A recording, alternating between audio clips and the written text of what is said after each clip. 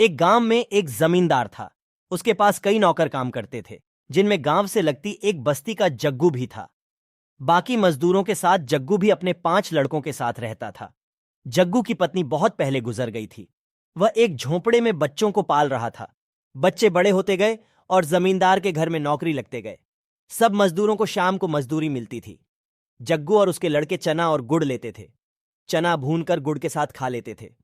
बस्ती वालों ने जग्गू को बड़े लड़के की शादी कर देने की सलाह दी। उसकी शादी हो गई और कुछ दिन बाद गौना भी आ गया। उस दिन जग्गू की झोंपड़ी के सामने बड़ी धमचक मची। नई बहू को देखने के लिए बहुत लोग इकट्ठा हुए। फिर धीरे धीरे भीड़ छंटती चली गई। आदमी काम पर चले गए और औरतें अपने अपने घर पर जाते हुए एक बुढ़िया बहू से कहती गई कि पास ही घर है, किसी चीज की जरूरत हो तो संकोच मत करना, लेने आ जाना। सबके जाने के बाद बहू ने घूंघट उठाकर अपनी ससुराल को देखा तो उसका कलेजा मुंह को आ गया। जर्जर सी झोंपड़ी, खूंटी पर टंगी कुछ पोटलियां और झोंपड़ी के बाहर बने 6 चूल्हे। जग्गू और उसके सभी बच्चे अलग अलग चना भूनते थे। बहू का मन हुआ कि उठे और सरपट अपने गांव भाग चले, पर अचानक उसे सोचकर धक्का लगा कि वहां कौन से नूर गड़े हैं, मां है नहीं। भाई के राज में नौकरानी जैसी जिंदगी ही तो गुजारनी होगी। ये सोचते हुए वह बुक्का फाड़ रोने लगी। रोते रोते थककर शांत हुई। मन में कुछ सोचा। पड़ोसन के घर जाकर पूछा, अम्मा एक झाड़ू मिलेगा?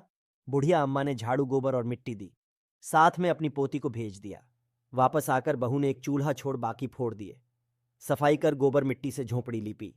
फिर उसने सभी पोटलियों के चने एक साथ किए और अम्मा के घर जाकर चना पीसा। अम्मा ने उसे साग और चटनी भी दी।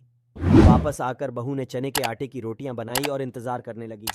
जग्गू और उसके लड़के जब लौटे तो एक ही चूल्हा देख चिल्लाने लगे कि इसने तो आते ही सत्यानाश कर दिया। अपने आदमी का छोड़ बाकी सबका चूल्हा फोड़ दिया। झगड़े की आवाज सुन बहू झोपड़ी से निकली और बोली, आप लोग हाथ मुंह धोकर बैठिए, मैं खाना लगाती हूं। सब अचकचा गए, हाथ मुंह धोकर बैठे। बहू ने पत्तल पर खाना परोसा, रोटी, साग, चटनी। मुद्दत बाद उन्हें ऐसा खाना मिला था। खाकर अपनी अपनी कथरी ले सोने चले गए। सुबह काम पर जाते समय बहू ने उन्हें एक एक रोटी और गुड़ दिया। चलते समय जग्गू से उसने पूछा, बाबूजी, मालिक आप लोगों को चना और गुड़ ही देता है क्या? जग्गू ने बताया कि मिलता तो सभी अन्न है, पर वे चना गुड़ ही लेते हैं, आसान रहता है खाने में। बहू ने समझाया कि सब अलग अलग प्रकार का अनाज लिया करे। देवर ने बताया कि उसका काम लकड़ी चीरना है। बहू ने उसे घर के ईंधन के लिए भी कुछ लकड़ी लाने को कहा। बहू सबकी मजदूरी के अनाज से एक एक मुट्ठी अन्न अलग रखती। उससे बनिए की दुकान से बाकी जरूरत की चीजें लाती। जग्गू की गृहस्थी धड़ल्ले से चल पड़ी। एक दिन सभी भाइयों और बाप ने तालाब की मिट्टी से झोंपड़ी के आगे बाड़ा बनाया। बहू के गुण गांव में चर्चित होने लगे। जमींदार तक यह बात पहुंची। वह कभी कभी बस्ती में आया करता था। आज वह जग्गू के घर उसकी बहू को आशीर्वाद देने आया।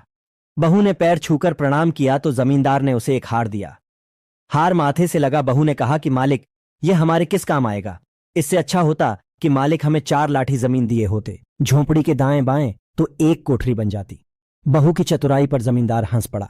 बोला, ठीक है, जमीन तो जग्गू को मिलेगी ही, लेकिन यह हार तो तुम्हारा हुआ। एक स्त्री ही है जो परिवार को एकजुट रखती है, घर संसार चलाती है, घर की मालकिन होती है। इसलिए कहा गया है कि औरत चाहे तो घर को स्वर्ग बना दे, चाहे नर्क।